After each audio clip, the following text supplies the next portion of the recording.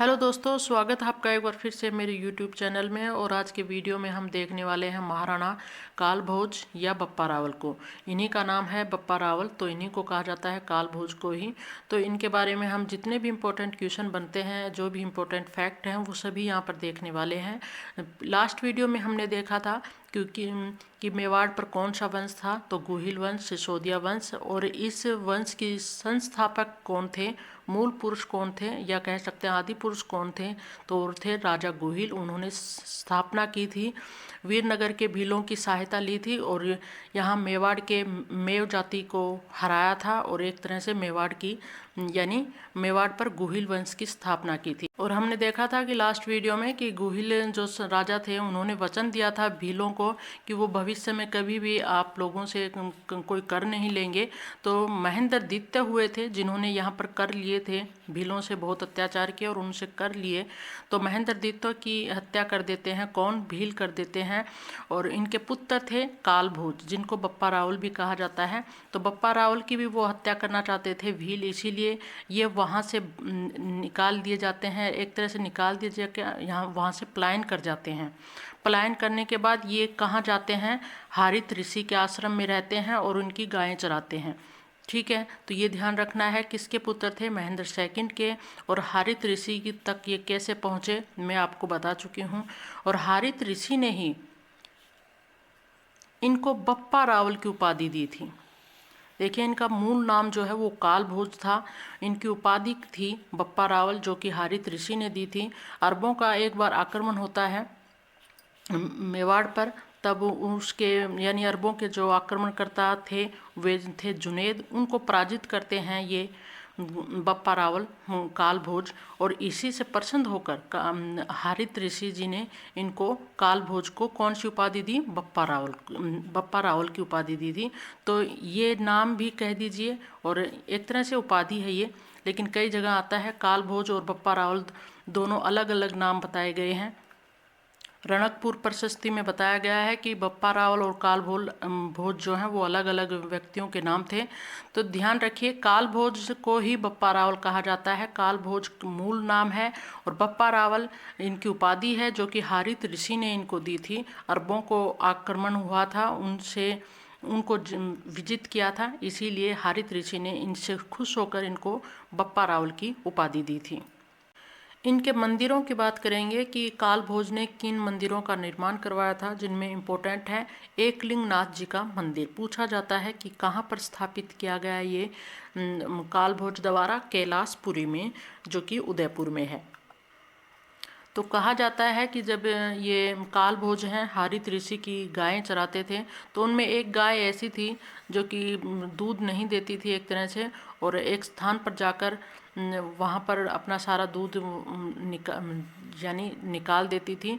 तो जब बप्पा रावल ये देखते हैं, यानी काल भोज जब ये देखते हैं कि ये गाय क्या करती है, तो वहाँ पर पत्तों के नीचे वो खुदाई करते हैं और वहाँ से क्या निकलता है, क्या देखते हैं, चतुर्मुखी शिवलिंग निकलता है वहाँ से।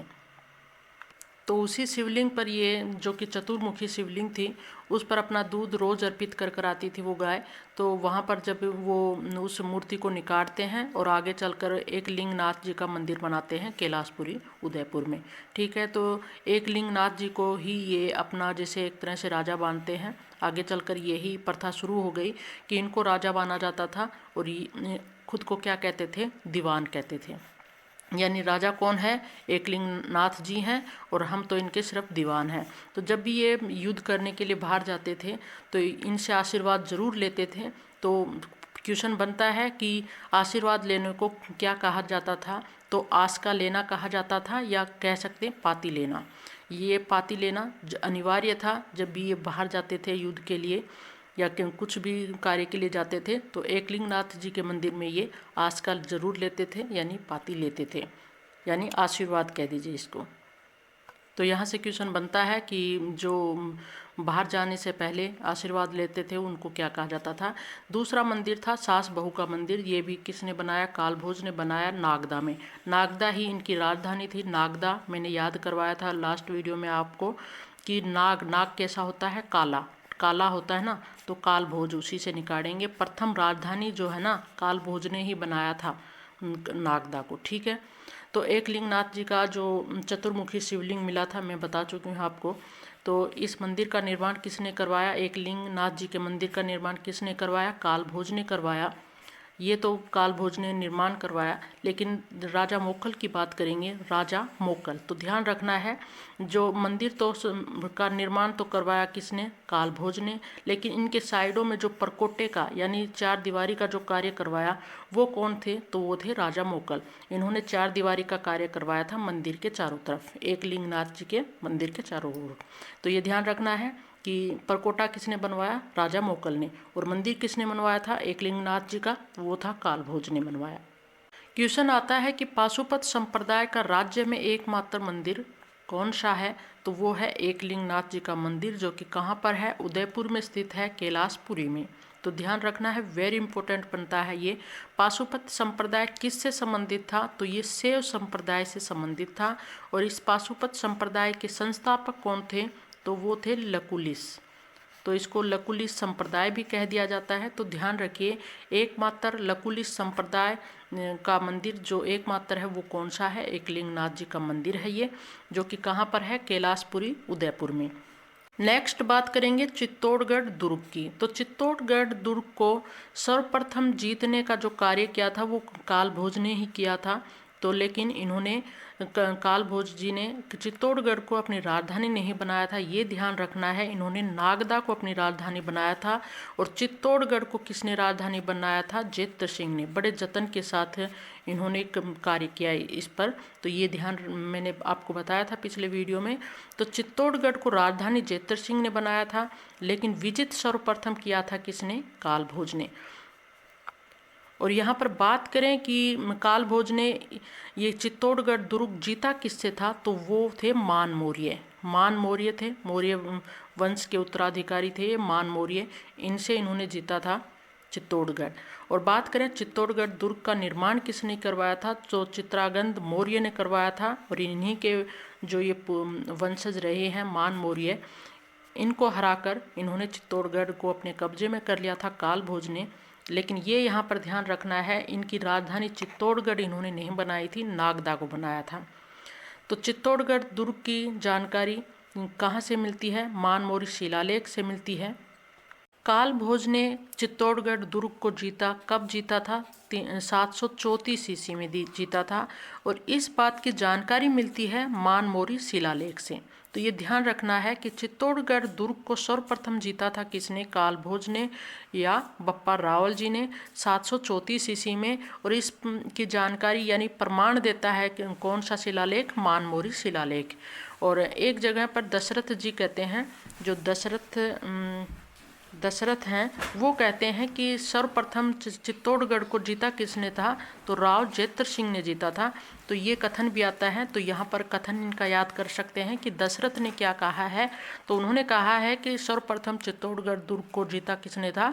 जेत्र सिंह ने, और अपनी राजधानी बनाया था।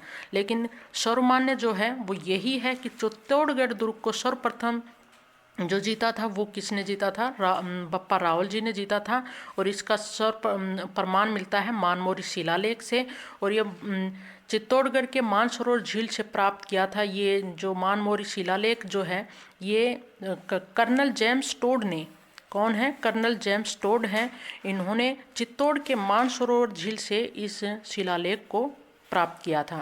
और कहा जाता है कि कर्नल जेम्स टोड इस शिलालेख को अपने साथ ले गए थे इंग्लैंड, लेकिन रास्ते में जब देखते हैं भार अधिक हो जाता है समुद्र में, तो इसको समुद्र में फेंक देते हैं, तो मानमोरी शिलालेख को। तो यहाँ से भी क्वेश्चन बनता है कि कर्नल जेम्स टोड ने कौन से शिलालेख को समुद्र में फेंक दिया था? तो वो था कौन सा? मानमोरी शिलालेख।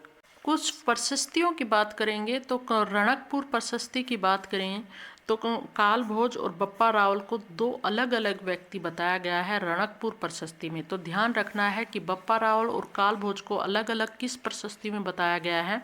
तो ये है रणकपुर प्रशस्ति। एकलिंग प्रशस्ति की बात करें तो इसके जो रचनाकार थे वो आम्र कवि थे। तो इसमें इतना ध्यान रखना है, एकलिंग प्रशस्ति में कहा जाता है कि कालभोज ने क्या ले लिया था? संन्यास ले लिया था। तो संन्यास के प्रमाण कौन सी प्रशस्ति से मिलते हैं? तो वो एकलिंग प्रशस्ति से मिलते हैं।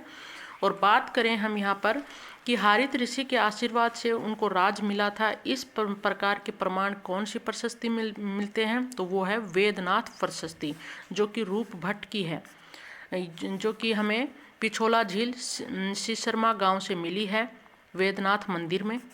तो वेदनाथ प्रशस्ति कहाँ से मिली है? पिछोला झील सिसरमा गांव से मिली है, वेदनाथ मंदिर से मिली है। तो वहाँ पर लिखी हुई है, ये किसके द्वारा लिखी गई है? रूप भट्ट द्वारा।